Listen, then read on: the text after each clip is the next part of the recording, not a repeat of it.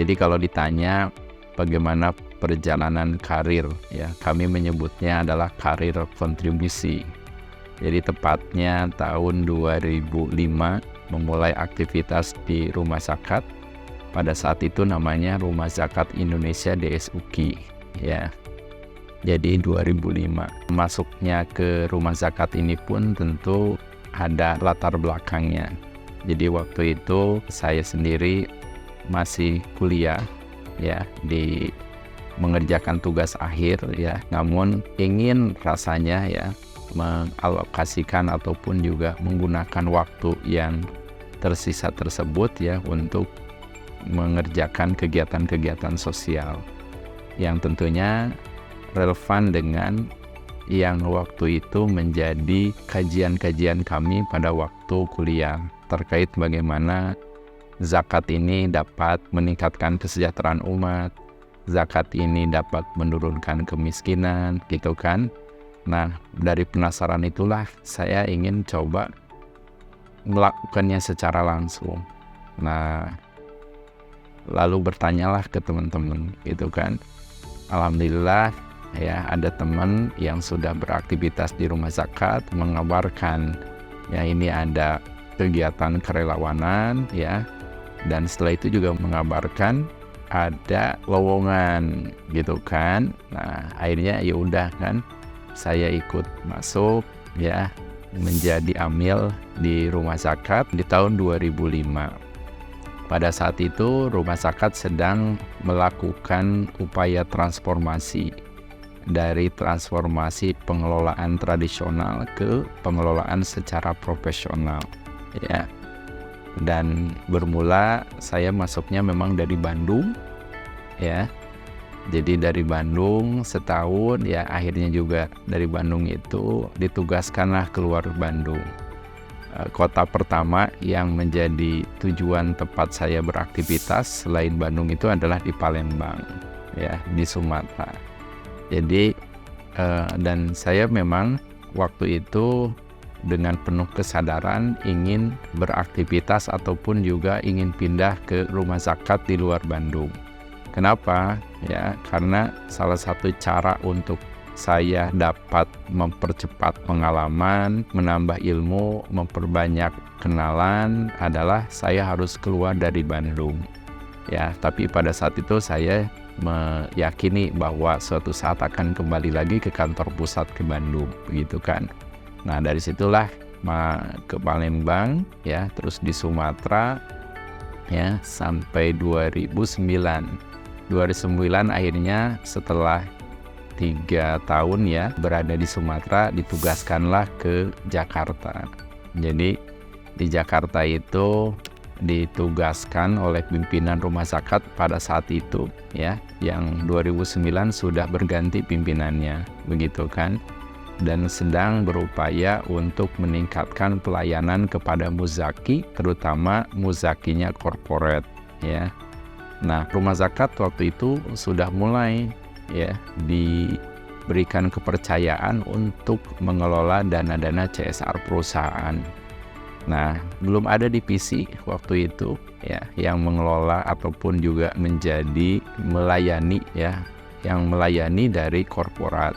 Nah, akhirnya 2009 ditugaskan, ya, dari Sumatera, ya, dari Medan itu ke Jakarta untuk membidani divisi baru namanya Relationship Management Division, ya. Jadi ini divisi baru yang mengelola mitra-mitra korporat, gitu kan. Nah, dan 2009 sampai 2011 itu memang Rumah Zakat sedang memperkuat tata kelola dan sistemnya, terutama yang kaitannya dengan standarisasi pelayanan, ya, yang tentunya juga dapat berstandar internasional.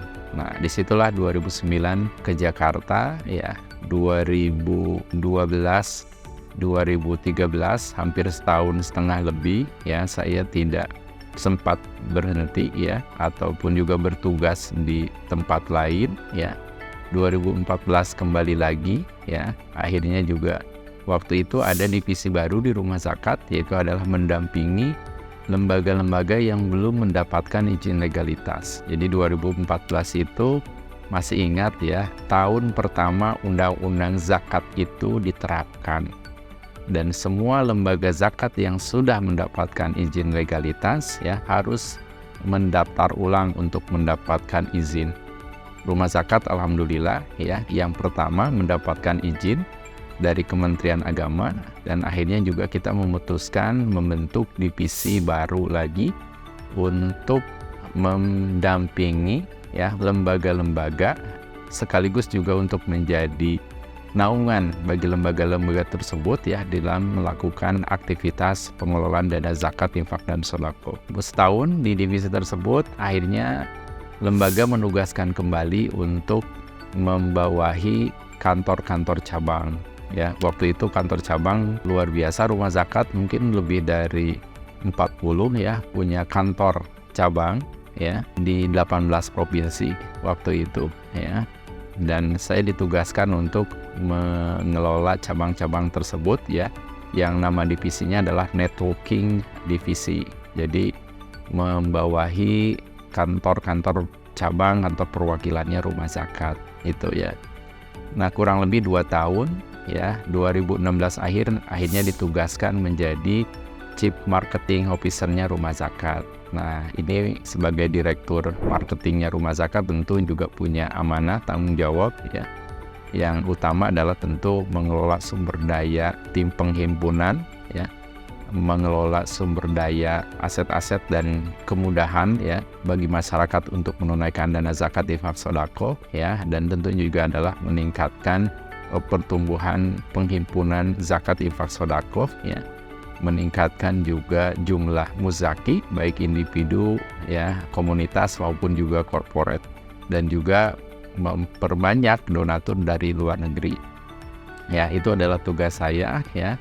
Waktu itu juga bersama dengan Pak Nur Effendi ya selaku Chief Executive Officer-nya ya, satu tim ya, saya sebagai direktur marketingnya, begitu sampai akhirnya 2022 akhir. Jadi kurang lebih 5 tahunan ya bertugas sebagai Chief Marketing Officer-nya rumah zakat. Dan selama masa ditugaskan sebagai direktur marketing itu memang juga dapat amanah tambahan ya selaku wakil ketua transformasi digital ya, dan juga ketua tim transformasi digital ya. Jadi memang 2020 rumah zakat memulai transformasi digital sebagai respon ya, kita ingin beradaptasi dengan kondisi kebiasaan dari para muzaki ya 2022 akhir. Nah 2022 akhir itulah akhirnya ditugaskan sebagai Chief Executive Officer begitu kan. Jadi kalau sekarang ditanya sudah berapa lama sebagai CEO, ini tahun kedua sebagai CEO gitu kan. Memang targetnya saya mencoba menyusun ataupun menyelesaikan amanah-amanah menjadi CEO ini ya paling lambat 5 tahun gitu kan. Jadi 2028 ya itu kita targetkan mungkin bertugas sebagai CEO. Nah selanjutnya nanti akan kami serahkan ya, karena CEO atau pengurus ini ya di rumah zakat itu ya dipilih ya, ditentukan oleh Dewan Pembina begitu kan. Nah ini perjalanan karir kontribusi ya di dunia filantropi, tepatnya di rumah zakat ini ya. Jadi setelah lulus ya sebagian besar waktunya adalah bertugas di rumah zakat, dan selama perjalanan di rumah zakat juga memang kan ada asosiasi ya. Jadi asosiasi lembaga zakat namanya Forum Zakat ya. Saat ini juga dapat tugas sebagai sekretaris umum Forum Zakat ya, dan baru juga ditugaskan ya di Asosiasi Lembaga Filantropi sebagai badan pengurus Perhimpunan Filantropi Indonesia begitu.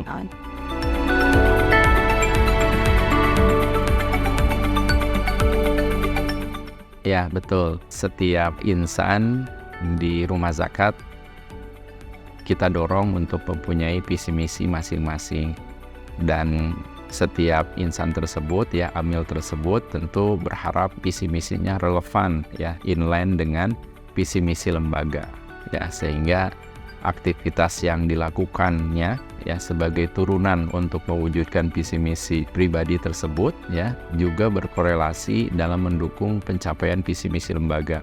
Atau sebaliknya, pada saat teman-teman beraktivitas di lembaga, itu pun bagian dari mengejar visi misi pribadinya. Nah, alhamdulillah tentu Rumah Zakat sudah mempunyai visi misi ya, dan setiap kali amil yang bertugas di Rumah Zakat itu pasti dikenalkan dengan visi misi Rumah Zakat ya. Jadi kunci sukses ya kemajuan organisasi itu adalah pada saat setiap insannya, setiap SDM-nya, setiap amilnya itu adalah setia pada visi misi lembaga. Ya, jadi setia pada visi misi lembaga. Nah, itu dikenalkan ya, begitu kan, termasuk juga bagaimana tahapan-tahapannya ya dalam mewujudkan visi misi tersebut ya. Maka dikenal di Rumah Zakat ada rencana 5 tahunan ya, atau rencana 10 tahunan. Para pendiri pendahulu Rumah Zakat sudah menyusun ya visi misi dan rencana ya sampai 2028 begitu kan. Jadi sudah menentukan ya arah ke depan organisasi Rumah Zakat itu seperti apa. Nah, pada saat ditugaskan di Rumah Zakat di tahun pertama itu ya, kami berdiskusi dengan Dewan Pembina, Dewan Pengawas, ya, Dewan Pengawas Syariah, Dewan Pakar, dan seluruh jajaran BOD ya untuk mendalami visi misi Rumah Zakat, gitu kan? Dan dari situ kita ingin menemukan bahwa sudah saatnya Rumah Zakat itu mempunyai visi misi baru. Maka awal tahun 2024 ini kita meluncurkan visi misi baru Rumah Zakat. Nah, tentu saja ya karena kita juga yang memberikan masukan ataupun terlibat di dalam penyusunan visi misi itu juga bagaimana kita juga bisa memberikan sebuah gambaran ya warna Rumah Zakat ke depan yang tentu juga adalah bagaimana kita ingin berkontribusi di sana ya, berkontribusi. Nah, tentu saja dari situ maka alhamdulillah semakin selaras antara visi misinya pribadi yang tentu saja kan setiap kita ingin menjadi pribadi yang bermanfaat ya, pribadi yang sehat, pribadi yang produktif ya, pribadi yang semakin baik secara spiritual gitu kan, pribadi yang berkualitas secara kehidupan ya. Nah, visi misi itulah ya, pribadi itulah akhirnya diselaraskan gitu kan. Maka secara pribadi tentu kan kita juga ingin meluaskan kontribusi ya. Jadi meluaskan kemanfaatan. Nah, tentu pada saat sekarang di Rumah Zakat juga kita dorong untuk meluaskan kemanfaatan. Dengan begitu juga akhirnya ya dengan sendirinya visi misi pribadi juga terpenuhin gitu kan, karena tadi ya ada keselarasan. Dan itulah yang akhirnya juga menjadikan saya pribadi ya dapat bertahan ya di lembaga ini gitu kan, karena luar biasa ya semuanya atau aktivitas itu juga dapat mendukung ya terhadap visi misi pribadi ya, dan keinginan untuk terus meluaskan kontribusi kemanfaatan kepada masyarakat baik di Indonesia maupun juga di dunia begitu.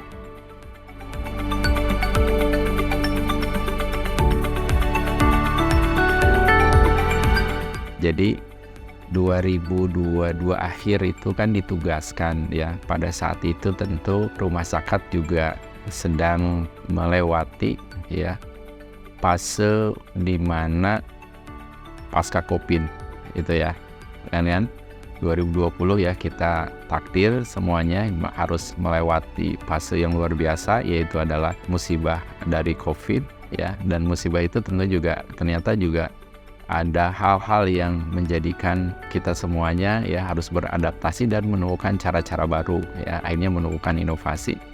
Nah, jadi yang waktu itu adalah kondisinya kan Covid ya, pasca Covid begitu kan, dan itu mempengaruhi kan setiap industri ya, termasuk juga di industri pengelolaan zakat ataupun di lembaga pengelolaan zakat ya di Rumah Zakat. Yang kedua adalah pada saat 2022 itu dunia filantropi digemparkan dengan case begitu kan ya, adanya lembaga yang dinilai ya melanggar kode etik dan gitu kan, dan akhirnya juga trust itu menurun kepada lembaga filantropi termasuk juga kepada lembaga-lembaga zakat khususnya Rumah Zakat ya. Nah, yang ketiganya juga adalah tentu bagaimana kita juga memasuki SDM yang dikategorikan amil-amil rumah zakat itu masuk ya memang di fase-fase awal ya. Yang kita dulukan waktu itu adalah bagaimana si amil ini yang penting adalah mau beraktivitas di rumah zakat ini, tidak menilai kompetisinya gitu kan. Udah yang penting mau ya, yuk kita bersama-sama belajar ya dan menumbuhkan lembaga ini. Nah, akhirnya dari kondisi itu ya kita melakukan beberapa upaya jangka pendek ya. Saya bersama dengan tim seluruh jajaran BOD ya. Pertama adalah bagaimana mengembalikan kepercayaan publik. Ya, mengembalikan kepercayaan publik kepada lembaga filantropi ya, khususnya ke rumah zakat ya. Tentu kita melakukan upaya-upaya ya untuk mengembalikan kepercayaan publik. Jadi kuncinya di situ ya. Yang kedua adalah karena tadi terjadi perubahan ya, pasca Covid itu kan perubahan terjadi di cara masyarakat bertransaksi dan perubahan cara masyarakat dalam mendapatkan akses informasi ya. Nah, makanya dan alhamdulillahnya rumah zakat tahun 2020 sebelum Covid itu kita sudah merencanakan transformasi digital. Nah, maka yang kedua adalah mensukseskan transformasi digitalnya rumah zakat ya. Nah, yang ketiga tentu adalah bagaimana ya membuat kepercayaan di teman-teman para amil ya untuk kembali bangkit ya, menumbuhkan lembaga ini, lalu sekaligus juga untuk belajar dalam hal-hal yang baru ya.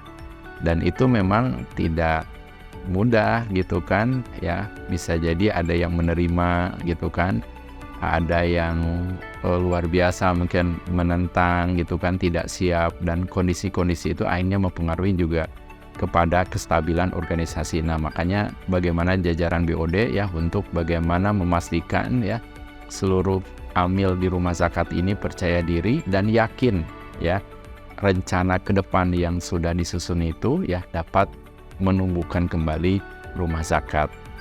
Ya, jadi itu 3 hal ya, yaitu adalah bagaimana tadi ya menumbuhkan kepercayaan publik masyarakat, yang kedua mensukseskan transformasi digital, dan juga ketiga adalah menumbuhkan kembali kepercayaan, kestabilan di para amil dan semangat kembali untuk belajar dari hal-hal yang baru begitu. Nah, tentu untuk jangka panjangnya apa ya? Nah, kita sudah menyusun ya 5 tahun ke depan dan 10 tahun ke depan tentu. Nah, dari setidaknya dalam 5 tahun ke depan apa ya, rumah zakat berupaya untuk menguatkan sebagai mitra strategis negara dan global gitu ya.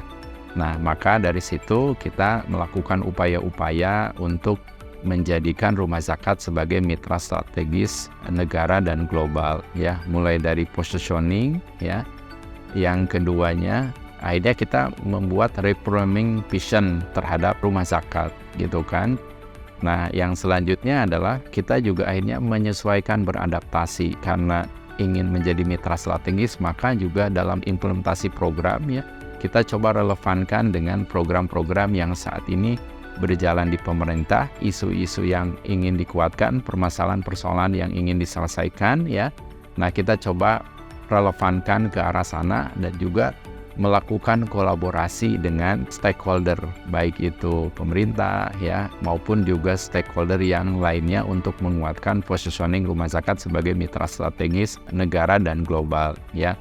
Nah, kita pun berupaya menambah kantor perwakilan gitu ya. Rumah zakat pun juga terus mencoba meluaskan distribusi pelayanannya begitu kan. Nah, selain itu karena tadi ingin menjadi mitra strategis global ya, kita dorong juga rumah zakat untuk mulai memperbanyak jejaring ya, networking di global, melakukan kerjasama partnership ya dengan mitra-mitra global, dan juga bagaimana rumah zakat juga bisa terlibat di dalam isu-isu masalah global ya, baik yang ada hubungannya dengan dampak ya, dari perubahan iklim ya, isu lingkungan gitu kan, isu percepatan penyelesaian target SDGs ya, maupun juga isu-isu kemanusiaan global saat ini ya. Contoh misalnya permasalahan Palestina. Nah, kita pun ingin atau terus berupaya ya ikut terlibat dalam penyelesaian masalah-masalah global sebagai bagian upaya kita yang Rumah Zakat sebagai mitra strategis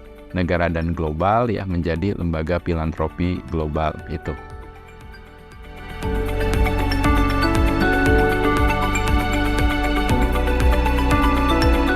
Jadi pada saat kita tadi menguatkan positioning sebagai mitra strategis negara dan global ya, kita pun tentu melakukan kajian ya antara program dengan cara mengkomunikasikan programnya ya, kan beda ya, program dan cara mengkomunikasikan programnya ini dua hal yang berbeda. Begitu kan, program nanti akan banyak dikelola oleh direktorat program di Rumah Zakat.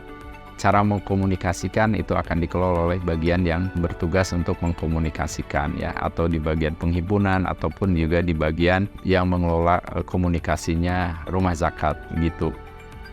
Nah, tentu selalu kita akan melakukan kajian ya di Rumah Zakat, yang melakukan kajian baik programnya maupun kondisi dari keinginan para muzaki ya, baik individu, komunitas dan corporate. Itu ada namanya business development.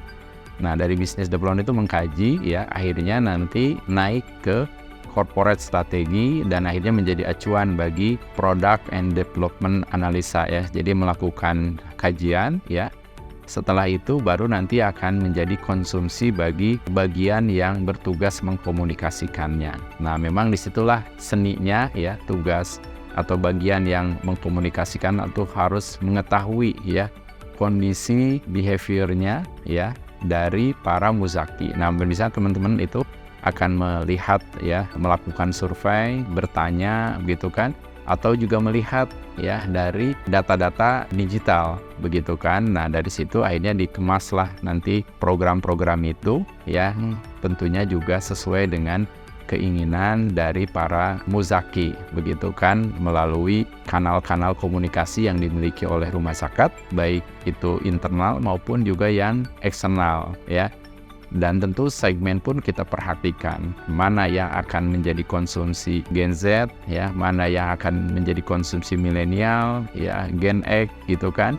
Maka kita pilihkan cara komunikasinya, kanal komunikasinya, dan juga siapa atau influencer apa yang kita libatkan ya untuk mengkomunikasikan program-program tersebut. Nah, kita punya program komunikasinya begitu kan, dan kita lakukan evaluasi memang ya setiap periode ya, tahunan, nanti turun ke 3 bulanan ya, bahkan juga bulanan gitu kan. Kita lakukan evaluasi ya untuk memastikan bahwa program-program yang dikelola Rumah Zakat itu ya sangat efektif ya, diterima oleh masyarakat, oleh publik ya, dan tentunya juga akhirnya publik terdorong untuk ikut serta ya, terlibat di dalam program-program yang dijalankan oleh Rumah Zakat ya. Tahun ini kita mengambil temanya adalah manfaat hebat ya untuk Indonesia dan dunia begitu kan. Nah, kita ingin melibatkan masyarakat untuk sama-sama memberikan kemanfaatan yang luar biasa ya, baik itu di Indonesia maupun juga di dunia begitu kan. Nah, semangat ini akhirnya kita komunikasikan ya, menjadi inspirasi dalam program-program dan cara kita melakukan komunikasinya itu.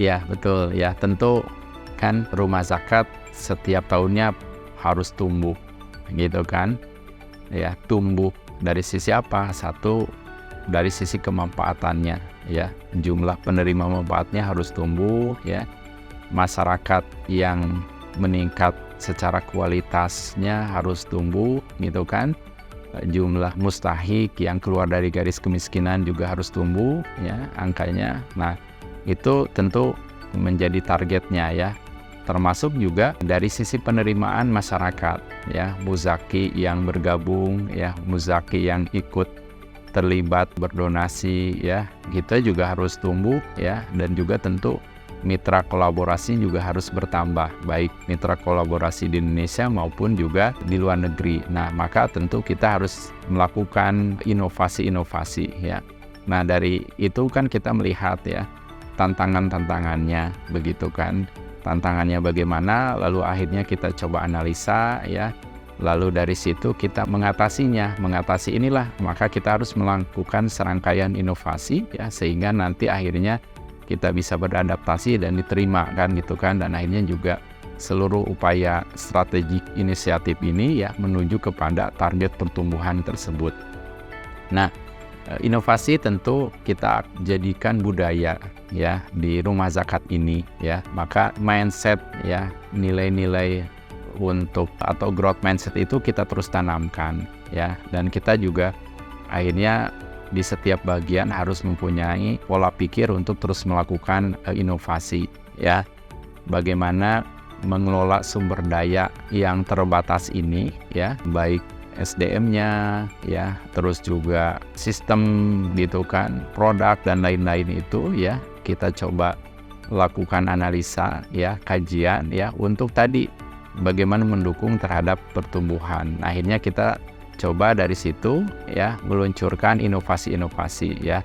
Inovasinya apa? Tentu kan cara mudahnya adalah adanya value baru ya, adanya pertambahan nilai dari aktivitas yang dilakukan oleh teman-teman selama ini ya. Pertambahan nilainya dari apa? Tentu adalah muzaki juga semakin mudah dalam berdonasi ya. Muzaki juga semakin semangat untuk terlibat ya di dalam mendukung program-program rumah zakat. Ya, para amil pun semakin produktif gitu kan, sehingga banyak pekerjaan yang bisa diselesaikan pada saat itu gitu kan. Dan tentunya juga kita pun bisa lebih mudah ya melakukan kolaborasi dengan mitra-mitra ya, dengan adanya inovasi. Baik kolaborasi di dalam penghimpunan, misalnya contoh ya, bagaimana kita berkolaborasi dengan dunia perbankan, kolaborasi dengan teknologi aplikasi, kolaborasi dengan berbagai macam untuk memberikan kemudahan para muzaki, donatur gitu kan, sehingga trust-nya terjadi ya dengan inovasi kolaborasi tersebut, maupun juga kita berkolaborasi di dalam memberikan kemanfaatan ya dengan berbagai stakeholder ya. Tentu rumah zakat ada keterbatasan, maka perlu kolaborasi. Nah, kolaborasi itu juga kita upayakan bagian dari inovasi kita, sehingga kita bisa mengejar target-target dari pertumbuhan ya, baik pertumbuhan kemanfaatan maupun juga dari target pertumbuhan siar zakat ataupun juga penyerapan zakat dari masyarakat maupun juga dana sosial yang lainnya begitu.